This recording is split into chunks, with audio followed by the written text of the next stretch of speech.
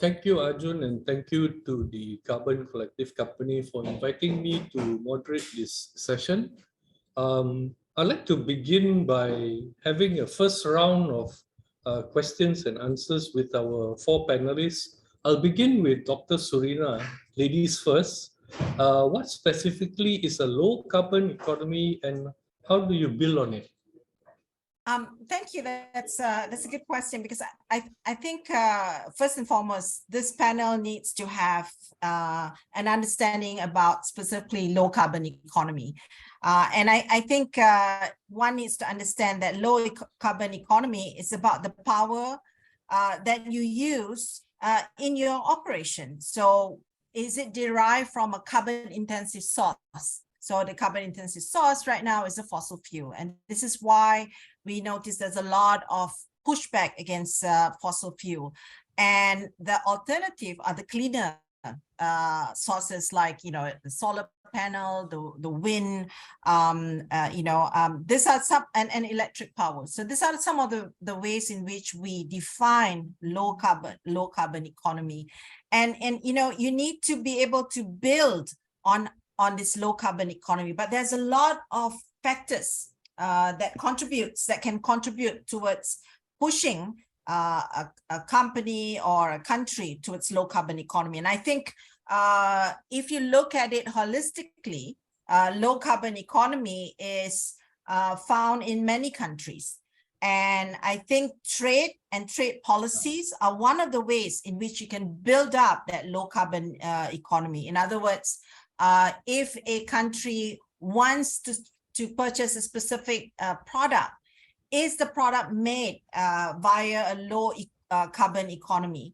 And with that, you come up with trade policies and regulations that are climate friendly. And this pushes the country or even the organization or the manufacturing facilities towards a low carbon economy. So I think that's the basic point.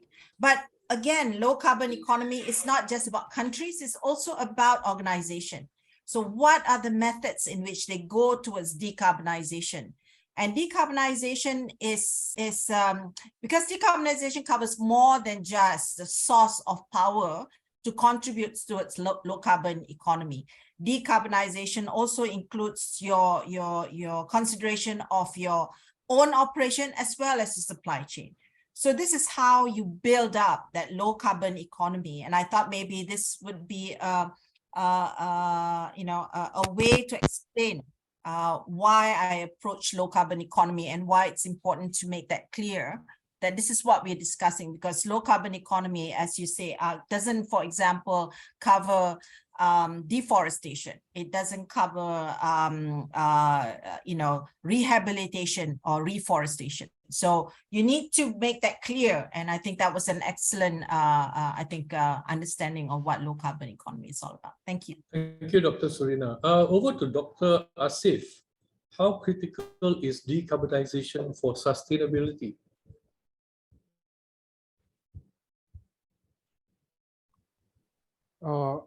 I think Asif is facing some network. No, I was keeping muted and listening. Because sustainability is a much broader concept than just decarbonization. So that's one of the things we really have to keep in mind. And decarbonization itself is in the rhetoric, because climate change is not about just carbon. There's a lot of other things involved. Even if you look at the GHG protocol, there are 6 other gases, greenhouse gases, which actually has a much stronger and higher, more intensive contribution to the climate change. So climate change has a huge impact. 20 years or 25 years back, there were a lot of climate change deniers.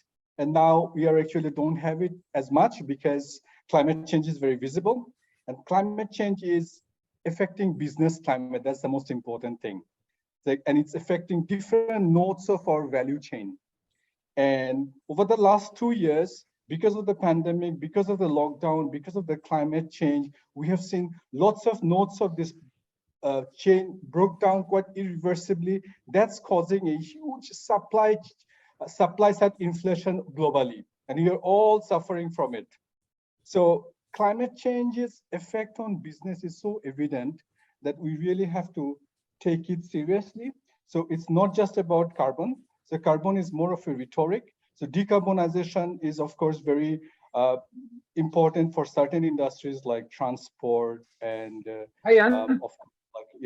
But apart from decarbonization, there are other areas of sustainability that we have to look at: climate change, social aspect of sustainability, equality, and gender disparity, then economic growth, health and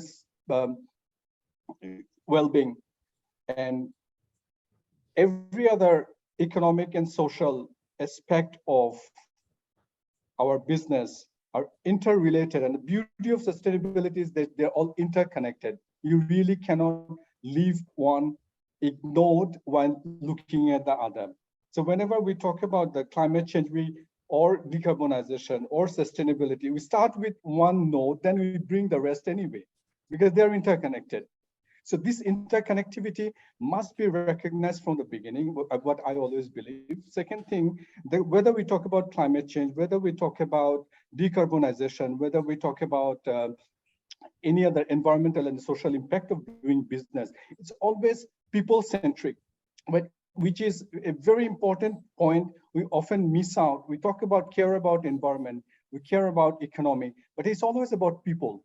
The welfare of people are most important thing, and the most important focal point of sustainability, which was actually recognized in Earth Summit in 1992, 5 years after the Brundtland Commission report, that sustainable development has to be human-centered development. So this is the point we have to keep in mind. And then we see how carbon is affecting our well-being, how carbon is affecting our climate and business climate and so on. And then we decarbonize, because decarbonization has a different strategies for each industry: transport, construction, mining, resources, agriculture. Every industry has its own way of decarbonizing and carbon intensity. So these are the things we have to go, in that case, more industry-wise. So looking at the broad macro picture on sustainability and sustainable development goal, and then moving into climate and then carbon, and then we start looking at our industry and the specifics. So that's what's my take. That's how we have to really stay interconnected, but in getting too much of overwhelmed by all the connectivity, it's good to have a structure in mind. Right, thank you, Dr. Asif. Yeah, it's very important to keep ourselves focused on certain issues, but also being aware that issues are interconnected. We'll move over to Ms. Idora.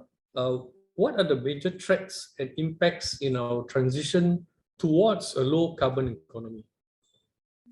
Okay, thanks, Anthony. Okay, let me just change it a little bit to instead of our threats, I would say roadblocks to our effort transiting into low carbon economy. I think everyone here would agree that transforming our energy system will take time, and it will require a significant amount of capital.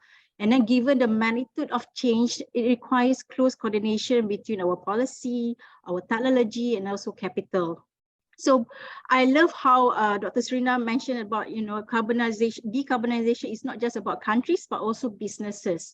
So for any business to embark into low carbon, businesses, they would require adequate financing, as the key progress in decarbonization and also zero carbon development. The good news is that there's a lot of available funds in the market. So, for example, we have green financing from, with favorable profit rates from banks or a financial institution that's championing on climate change, or in some of Islamic bankings, they have value-based intimidations. So, from the guidance of the climate change and principle-based taxonomy, CCPT guides, it aims to guide, the financial institution to identify and also classifying economic activities that could contribute to climate change mitigation and adaptation. So we see a lot of innovation products coming from banks and that really pushing for this agenda. Secondly, we also see that, there's a green technology financing scheme coming from the Malaysian Green Tech, and also partnering with name like Credit Guarantee, CGC, Credit Guarantee Corporation Malaysia. So they are tasked to minister the scheme, the green tax scheme, responsible to promote or assessment and certification, monitoring on producers for users and also energy services companies. So that would be, coming from the roadblocks or things that, can slow down on your journey towards a low carbon economy. And when we talk about the impacts, definitely low carbon economy actually presents new business opportunities for all of us. We even now we can see a lot of ranges of a lot of increase of range of products on renewable energy. We see a lot of green technology, green buildings, biotechnology, climate smart agriculture, smart hospitals, and all that.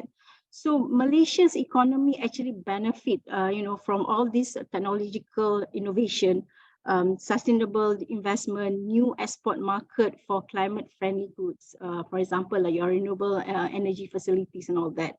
And at the same time, it creates a lot of job, there's a lot of job creation, coming from the new sectors, including manufacturing, construction, agriculture, and also from those new emerging markets such as your renewable energy and also energy efficiency. But of course, at the same time, we are also looking at, things like your job losses from the emission-intensive sectors in the coal industry. At the same time, I think Dr. Surina also mentioned about supply chain and all that. So we know the impact from the supply chain, and we want to encourage responsible sourcing. For example, from even the national agenda also promote local sourcing. I think in the budget 2023 recently, it was mentioned that the nation is actually is promoting local procurement. So they are prioritizing local manufacturers and all that. So at the same time, not only we are helping our local suppliers, but we're actually limiting, emissions coming from, overseas transportation and logistics and all that. So yeah, that is my take on the question, Anthony. Thank you, Ms. Idora. We're moving over to Dr. S.Sri. How do you see the waste and resource sector moving towards a low carbon economy?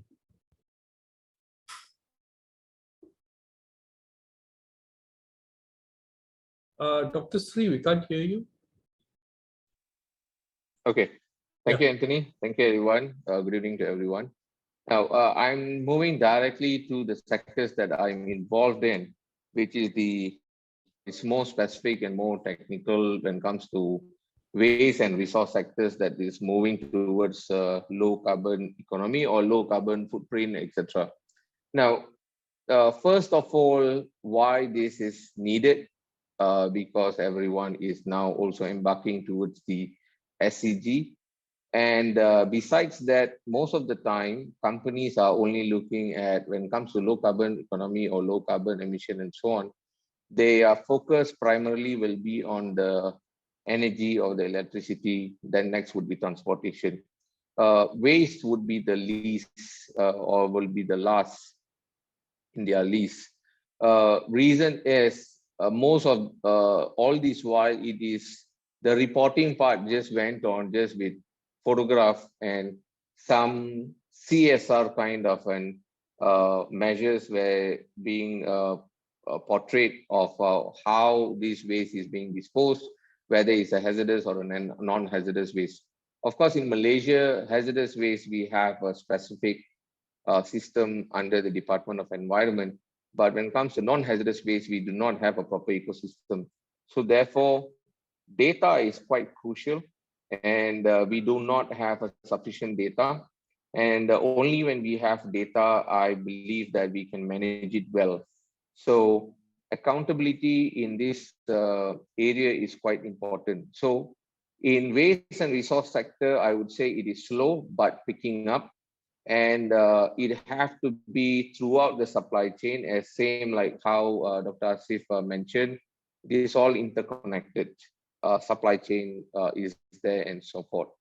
And my last point here is when it comes to waste and resource sector, most of the companies would only look at the disposal stage. Okay, but what we have to look into is there are three more stages, including the disposal stage, which is starting from the production of the raw material, production of your product, whether it's OBM or OEM, then comes to the consumption or the usage stage of that product, whatever products that you are using or consuming, then only goes to the disposal stage. So, but when we do it in a reverse manner, then we will be able to identify and reduce the wastages, have more efficient procurement, such as sustainable consumption and procurement.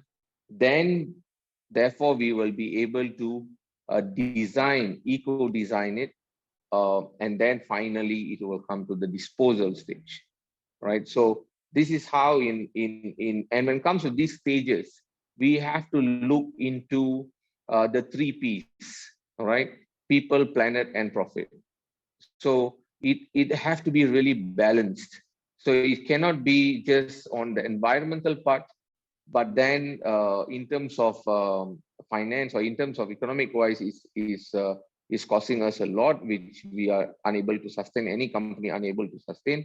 And then when it comes to the environment part, where you are still importing, there is a lot more other carbon footprint and so forth. So as the disposal stage, it may be, yes, it's good, but then you are importing it in, and it is traveling all the way. It causes another set of carbon emission as well. And also the people, right? The planet, the people part, where the job opportunity, job security, the safety and health of that, and so on. So therefore, there's 3 stages: production, consumption, and disposal, to be concurrent with the people, planet, and profit, at the same time to look into alternatives that are sustainable. Thank you. Thank you, Dr. Sri. Just a quick recap in round 1. Talking about decarbonization, it's moving from fossil fuel to clean and reliable energy. This is directly connected to climate change. Countries and organizations, and if I dare say individuals, have their own plans on how to decarbonize. Waste and resource sectors, as what Dr. Sri said, we have to look into perhaps even looking backwards from disposal, consumption, and production, and to see how best we can use that in mitigation and adaptation. But from all 4 speakers, what I get is people are the key to decarbonization, and jobs are of the utmost importance. Let's go into round 2. Back to Dr. Surina. What are some of the steps to be taken towards enabling a transition towards low carbon economy? Yeah, I think we can talk about all the things that we're going to do, but I think a lot of times organizations need to know how to approach this issue. They need to be framed in a way that stepwise it can be introduced. And I think the most important thing, of course, is a change of the mindset. Everybody must be on the same track towards decarbonization, towards low carbon economy. First of all, you have to have that mindset. Then once you have the mindset, you need to have stakeholder engagement. You need to engage with the people that's going to be involved in going towards this low carbon economy. You need to know your friends, you need to know your enemies, you need to know people who you can collaborate. So this needs to be clear before you even start anything, because again, it's about the people. We are actually on the driver's seat for this whole low carbon economy. Then once this is done, as an organization, we need governance. Now, governance is important because you don't want to be greenwashing. You don't want companies promoting one thing and doing another thing. So there must be clarity and accountability when they are doing this journey towards low carbon economy. Next, you need data, and this is clearly stated by Dr. Sri. He talks about how you have accurate data to monitor your decarbonization process. So you want to see which are the process that contributes towards high carbon footprint. You want to know which are the process that you can reduce. So this sort of things, data is important. The next step is incentivization. obviously incentivization is important because company needs to be able to be motivated to embrace this low carbon economy. What are the incentives? Okay, for agriculture company, yes, you know, climate change affects their modus operandi. In other words, you know, you look at the land. If you have drought, you will not be able to plant properly. If you have too much rain, you will not be able to grow. So, you know, it depends on the companies, you know, and the operation. So in order for them to embrace that, they must have certain incentives. What are their push towards low carbon economy? Is it carbon tax? Is it you know, special tax, you know, carbon tax that can be given, or carbon credit? Would that allow them to be more competitive? I mean, all this needs to be taken into consideration. And then after that, you look at innovation. You know that in order for you to have low carbon economy, you need to think outside of the box. Innovation plays a very important part. It can stimulate solutions that would lead towards opportunity. So it's the way you look at it. So innovation plays a very important part. And again, the last part is collaboration. This is a journey not traveled alone. You need to work with your people. That's why that prior step of engagement, you identify your friends, you identify the parties that can work with you to achieve this low carbon economy. So I would say that in terms of enablers, these are the basic steps, and it's up to each and individual organization to choose which are the steps, which are the parties that they want to work with, how do they want to do. But again, at the end of the day, governance is really important, because governance means that whatever that you're doing, there are checks and balances. You know, accountability is important. Otherwise, it's just hot air and, you know, empty promises. Okay, that's it. Thank you. Thank you, Dr. Surina. I normally joke and say that the most hot air actually comes from Parliament, but I'm not supposed to say that. Dr. Asif, how do you navigate the business case for decarbonization? Decarbonization is a very, very popular rhetoric in business in recent years, although it has been an important case long time ago. IPCC started talking about it from late 80s, about climate change and decarbonization, and that we are actually will be having challenges also with the fossil fuel stock that we have, and that the usage is going up during the industrialization and the recent industrialization process.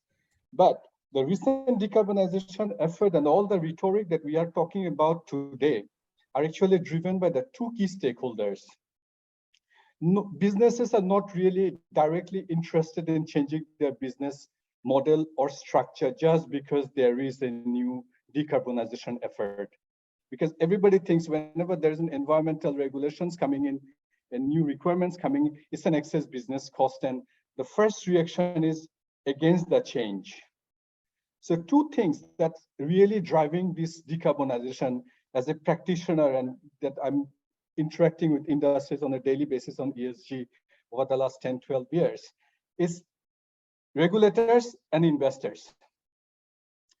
Regulators, it can be macro policy driven, whether it's coming from SDG, COP, and other environmental safety, hazardous waste management, all kind of regulation the countries have in place.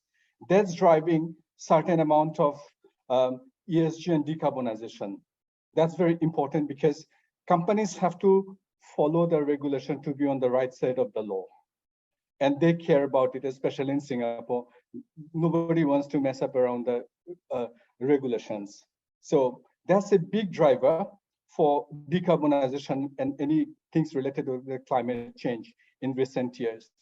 The other thing that's really driving decarbonization and climate-related issues is, for example, the climate-related financial disclosure that came in 2017, or the socially responsible investment fund, the first one that was formed in 1982 by Joan Bavaria, the Trillium Asset Management. And during the Exxon Valdez case, the way the investor brought down certain companies to be accountable to the stakeholders through litigation.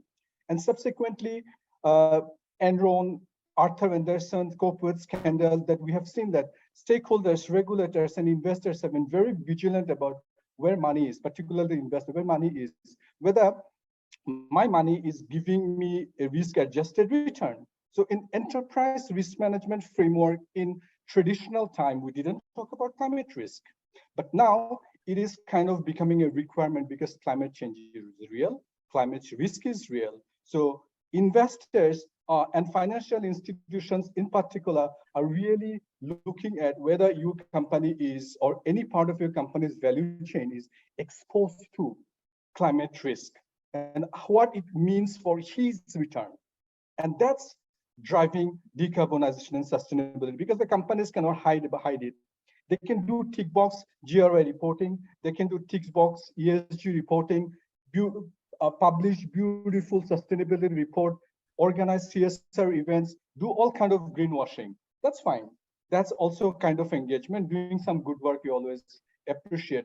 But investors are not happy about it. Investors want to know more detail about what is the return on my investment, what is the risk I am actually exposed to because the way you do your business. So that's a big driver for ESG sustainability or decarbonization in recent years. So every company, whichever company or whichever industry you are from, I can tell you this trend is getting very strong. Investors are getting very vigilant. Whether you are not required by the regulators or not, the investors will sooner or later will ask you, what is your exposure to climate risk, decarbonization risk? What is your exposure to regulatory risk? Because you are not following certain safety, environmental protocols, or you are not facing the social protocols about the child labor and etc. So these two drivers we have to keep in mind. It's that's where the investors and the companies need to engage, and that's where they're getting engaged in. So my take is, yes, be vigilant that investors and the financial institutions are watching your total risk profile. And that's where the business case for sustainability and decarbonization is truly coming from. Thank you. All right, thank you. Ms. Idora, how does the healthcare transition journey towards a low carbon economy look like? All right, thank you. Oh, this is my favorite topic. We are embarking into what we call green hospitals. So basically, it's not an option. It's not an option. It's a necessity. So basically, for a hospital or healthcare facilities, the impact of environments on our patient is very important than other environment or other like your offices and all that. But because of the intention of hospital itself is to create a place of healing and also recovery. So what we do is that we do have what we call 7 elements to become green hospital. So first one, I think is it's like a quick win is something that we do is on energy efficiency. We want to reduce hospital energy consumptions and goods and costs through efficiency and conservation measures. For example, example as easy as like your installation of efficient lighting system. And also the implementation of what we call this device, a variable speed drive, used to overcome of the air conditioning system designed to that oversupplies of air to user areas. And at the same time, we also work with SEDA to be part of their program on energy efficiency that includes energy audit and also their recommendation to save on energy. And then the second part is on green building design. So we build hospitals that are responsive to local climate condition. And also to optimize or reduce energy and resource demands. So the nation actually has encouraged on construction of more green buildings in the forms of various policies, and we see on schemes, grants, all to improve what they call that, the design, construction, operation, and maintenance. And then the third one is on alternative energy generation. So we want to produce or consume, clean or renewable energy on site. So to ensure our reliable, our resilient, for resilient operation. So this is examples on your solar panel, or solar energy, or bioenergy, or geothermal, wind, and all that. So these are something that, you know, KPJ ourselves are exploring. And then sustainable transportation. So we own ambulances, and that will fall under our scope too. So looking at environmentally, we are looking at environmentally friendly ambulance designed to help reduce air pollution and noise, as well as, you know, at the same time to reduce our carbon footprint. We also promote our staff, our patients, the community surrounding the hospital to use public transport. So we provide shuttle to and fro. Number 5, we do sustainable food, you know, by providing sustainably grown local food for staff and patient. One, we source food or our supply from the local communities. Secondly, we are planning, or we are actually venturing into utilizing the recreational areas or space within the hospital compound, you know, to set up urban farming. And we do have a rainwater harvesting in certain hospitals, and we produce organic fertilizers from hospital food compost through circular economy. Number 6 is, of course, a waste management, your 3R, your reduce, reuse, recycle, and we also compost, you know, waste and all that. For example, for hospitals, we have plate waste, those inpatient untouched food, and we have food waste that we are able to do conversion, that food waste into a higher value products like your fertilizer and all that, through food that goes back to the food supply chain through composing or through our fertilizer. Last but not least, definitely is on the water management. We have a water security policy that includes to reuse clean wastewater coming from our hemodialysis centers. We ensure oil, or you know, our clinical waste are disposed responsibly, and we provide drinking fountains or water refill machine instead of water bottle. So these are the, you know, the 7 elements or 7 steps that we take, you know, to get all our 28, 29 hospitals to become a green hospitals. Thank you, Ms. Idora. Dr. S.Sri, why does traceability and transparency regarding data matter in the supply chain and low carbon economy? Right. I think just now, from one of the steps, it is also, Dr. Surina have also mentioned that one of the steps is also to have data. So nowadays, data is crucial, is very important, because to also take accountability is no longer for publicity's sake, just with photographs to show that you are doing something, but there's no proven data or record on that. The other part is also for companies, you know, or any parties to show that that's not leading towards greenwashing. All right. So the other part here is to close the gaps. Also looking at some of the questions, I think some of the points that I'm going to give here, it may answer that. That when it comes to mindset, when it comes to all this throughout the supply chain and so on, what we normally do is we will do a material flow analysis or a waste flow analysis. So from there, we will identify where are the gaps. So from that gaps, then we can look into what are the mitigation process and who are the parties involved, whether it's internal or external. All right. So by doing that, we will be able to close the gaps. Now, the other part is traceability and transparency is to avoid greenwashing, as I mentioned, and to improvise quality as well, not just in terms of quantity, also is in quality. Because for an example, in the waste sector, right, when we are doing collection of the recyclability from community or any other private sectors and so on, when it comes to waste, people will have a mindset that, oh, I'm just disposing it into a bin. No one is going to monitor me. So therefore, they can just put in anything. Sometimes we have seen used diapers, used ladies' towel, etc. also. But then when we start to monitor that through our system and through the data, actually it gives a lot of, it actually turned around to be a lot of changes in there where our total waste have reduced less than 2% from 10%. All right. So these are the processes that actually improvise the quality. The other one is like to also avoid false claims and false, when you say like a certain type of recycling processes, you have to include certain percentage of recycled content. And how do you justify that? Okay, so when it comes to certain types of product, FMCGs and so on, now countries or even companies are encouraged to use recycled content.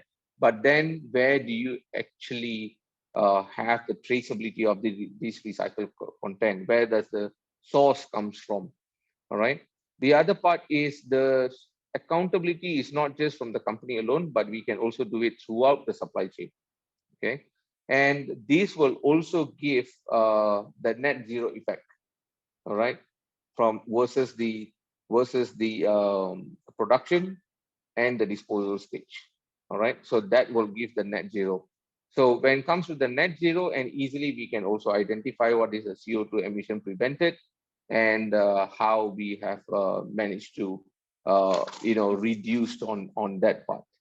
Okay, so that's the reason why this traceability and transparency is crucially important for data, and especially when it comes to Malaysia.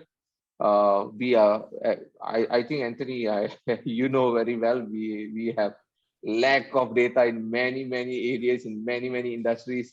So, and of course, but then at least now the government together with the private sector is moving towards having and collecting this data, so that it's not an it need not necessarily be a country data, but at least for your businesses, this is really important, because as you know, the investors would like to see figures, so they want to know what's the data like now. Okay, thank you, Dr. Sri. A couple of words jumped out during this second round. First is greenwashing, and that's on one end of the spectrum. And the other end is governance. And in between, you have vigilance, traceability, accountability. Of course, we have regulators and investors that keep people on the straight and narrow. Okay, I'll now go on to round three. I'll give each person 2 minutes so that we'll be in time. Dr. Surina, what are some of the steps towards incentivizing decarbonization to achieve low carbon economy? I know 2 minutes is not enough. 2 minutes is No, not. this one is a really long one, because this one, okay, let me explain. IOI is a vertically integrated agricultural based company. We are plantation based with manufacturing arm. So we have scope 1, scope 2, and scope 3. We are public listed. All our reports are being audited, so that so our investors are quite comfortable with the fact that the data have been verified. The other part is our greenhouse gas emission and all the GHG data that we have. We are RSPO, or Roundtable Sustainable Palm Oil certified, and therefore our greenhouse gas emissions are being audited by a third party. So the idea of greenwashing, it's very difficult for us. And you have to understand that based on using either GRI or using, and we also adopt the TCFD, the Task Force for Climate-Related Financial Disclosure. All these numbers are being audited and verified by our auditors, internal and external. So it's not that simple. So it might be easier if you're not public listed, you're not under a lot of scrutiny, but public listed companies are extremely under scrutiny. So now looking at the incentivization process, it's really important to understand that as an agriculture-based company, climate is existential to us. As I say, if there is drought, it might affect the way our plants, the palm oil yield will be down. If it's too much rain, the palm oil yield is down. If it's close to a coastal area, we can get flooded. It will affect our. So climate change is extremely important. We take them seriously. This is our major incentivization. How do we do this? So what happens is that we need to talk to our board. We need to present our case.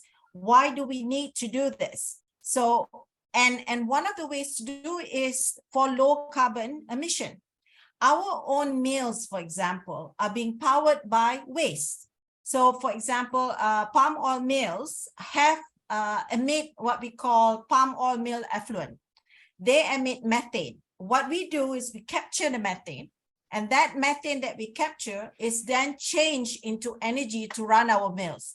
So, as a result, we have less dependence on fossil fuel. We have less dependence on tenaga, for example.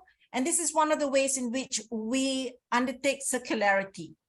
We looked at all our waste. One of the ways that we use is our oil palm trunks. We have just gotten a technology that enables us to use our oil palm trunks to make into very hard board for purpose of building construction, for example.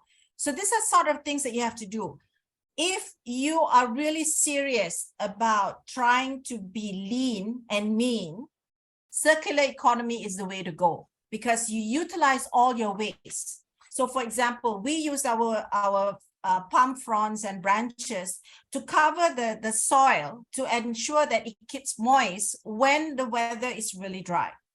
We use it for mulching. We use it as fertilizers. These are sort of all the sort of things that you do as part of what you want to do in terms of circularity. And all this contributes towards low carbon economy, because otherwise you might want to use fertilizers or more fertilizers. We can actually use our palm fronds and as mulch, as fertilizers for our palm trees.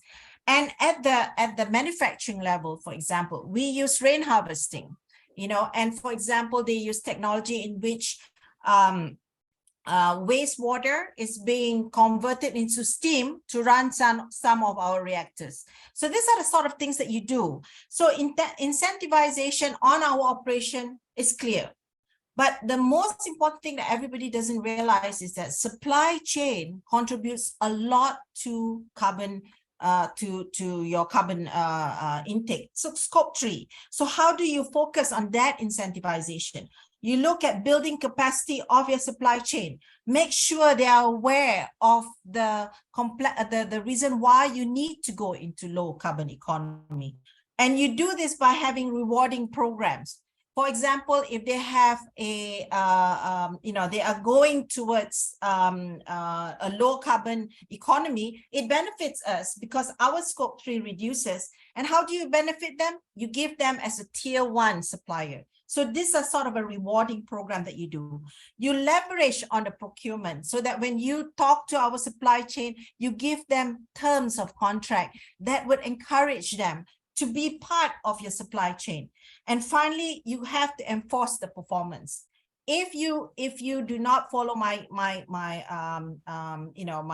commitment, you might lose my contract. So these are all this carrot and sticks, and these are the incentivization that you need to provide. But first and foremost, you need to make sure that your supply chain are aware of what is low carbon economy. People don't know what it is. Oh, it's just a word, buzzword. Everybody uses it. I asked one of my staff, what is low carbon economy? And they couldn't actually tell me that it is about replacing fossil fuel or intensive source operations. So this is sort of things that you need to do in terms of incentivization. So did I do it within 2 minutes? My reply, a political reply, is the 2 minutes will stretch very well. Over to Dr. Asif. How are we to lead decarbonization initiatives around the world? That's a very big question around the world, because we have massive heterogeneity in terms of decarbonization process in different countries and different legislative areas. Let's focus on Singapore and Malaysia. So that's where I have been working mostly in Singapore. And also recently, I did quite a few work in Malaysia with Bursa, with the Bursa's 2018 new guideline. And then Bursa requires all the sustainability reporting done by all the listed companies. So listed companies have to follow mostly a GRI protocol, and they have to follow their sustainability report. But to be very honest, across industries, there is a ESG reporting guideline by Bursa, second edition published in 2018, that everybody follows the guideline. But there is also a lot of heterogeneity in how each different industries and companies actually report it, and what's the real quality of all these reports.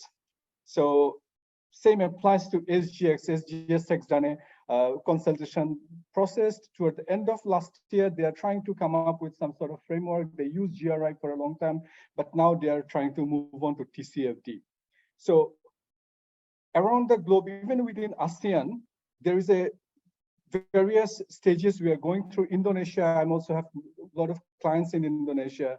IDX has started a new process, and their sustainability ESG reporting framework was actually developed by GRI and like CDP, Carbon Disclosure Project. So it's more carbon intensive, it's more into, but still based on GRI. So GRI still remains the main framework for sustainability initiative, because decarbonization is not an isolated process. It's really intricated into other areas of business, and listed companies are under massive vigilance these days, and from the investors, stakeholders, shareholders, and the so-called shareholder activism.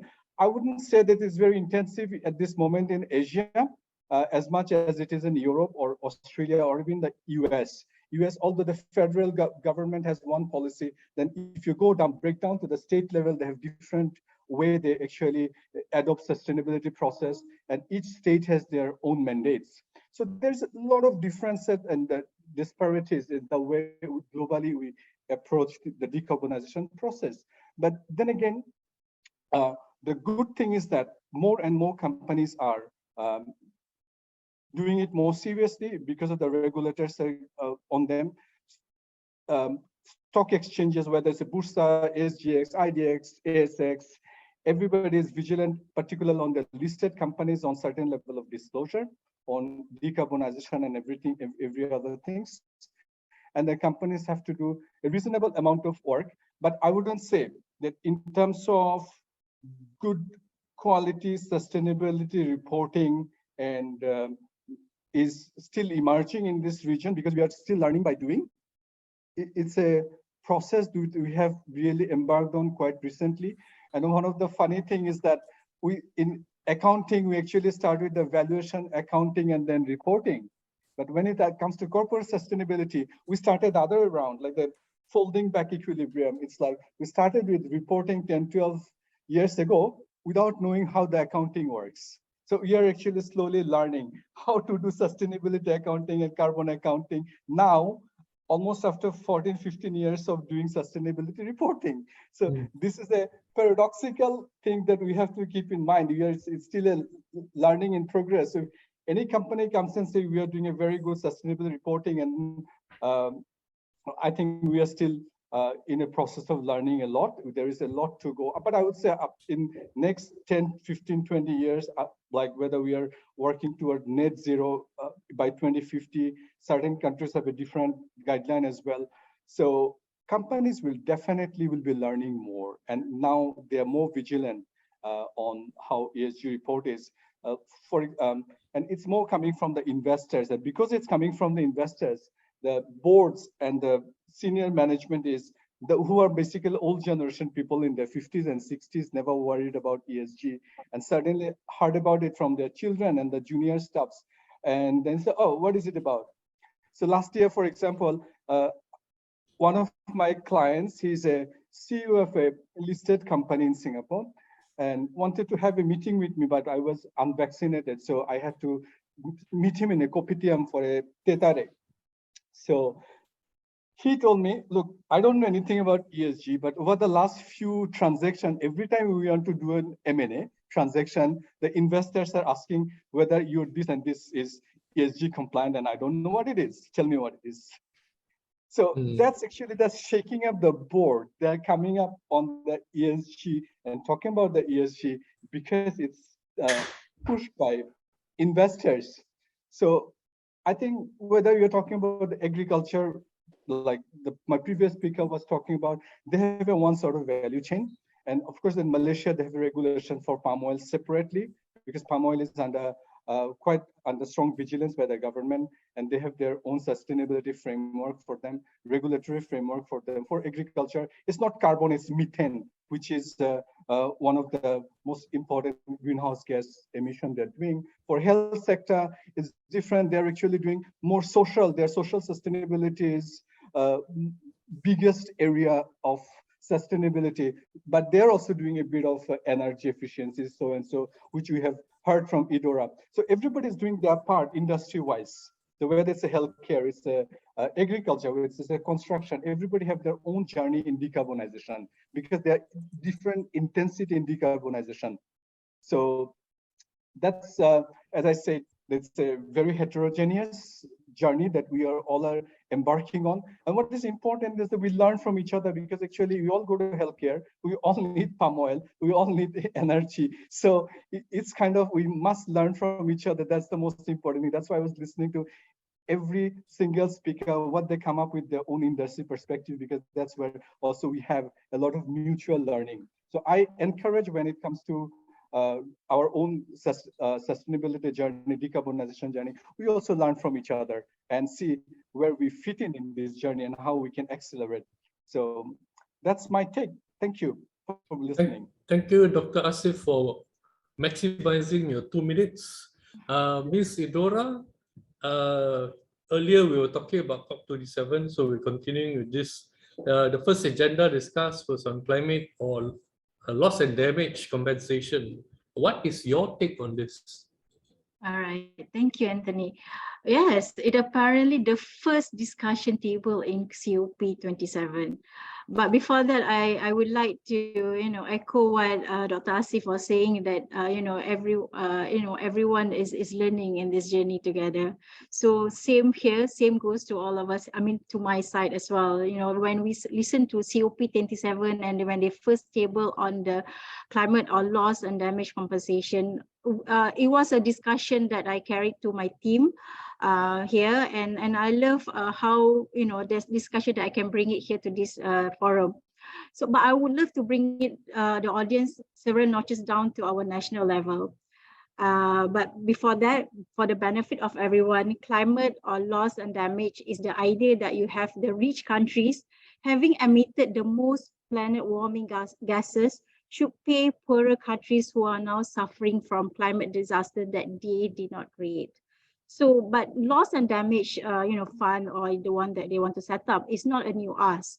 Developing countries, and small island states have been pressing for these kinds of funds since 1991, when the Pacific island of Vanuatu first proposed a plan for high-emitting countries to funnel money towards those impacted by the sea level rise. So why is this, loss and damage fund so controversial? It's basically because, to create a dedicated financial mechanism for loss and damage, in addition to those, the existing climate finance that meant to help countries to adapt to climate change and transition to clean energy. So it's another fund that they have to set up. And a major reason why this type of fund is contentious is that the wealthy nations are concerned that if they start to pay for such fund, they could sense that it's an emission of a liability, which may trigger legal battles in the future. But if you see, climate change has significant impacts on the society, economy, financial system. Such changes can be observed through many ways, such as a rise in surface temperature, sea level, volatility in our local climate, including drought and, rainfall patterns and all that. Even Malaysia, right, we have experienced an increase in surface mean temperature of 0.13 Celsius to 0.24 Celsius per decade since 1969 to 2016. Even at our own shore, the impact of physical risk resulting from climate-related events and disasters has been significant, with occurrence of more than 50 natural disasters in the past 20 years.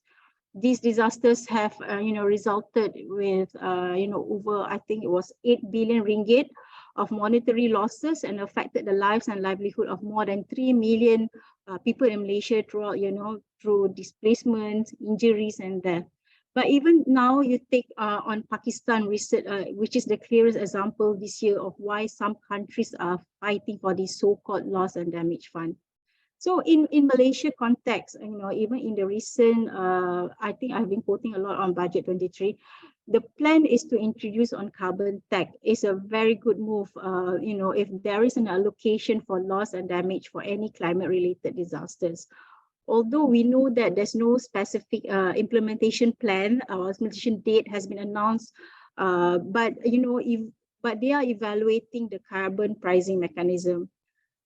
This pricing, carbon pricing has been introduced in various countries, in the developed countries. The carbon tax has served as a new source of, government revenue, which can then help to subsidize other areas for the overall of, ESG agenda, or you call it green agenda. For example, our neighboring country, Singapore, who is actually the pioneer in introducing carbon taxes in the region, expects to collect at least 1 billion of Singapore dollars across 5 years. So that, if you put it notch, 1 or 2 notches down back to the national agenda, you would want to help, those in needs, not only because of the, towards the low carbon economy, but also to help out, the social part of it.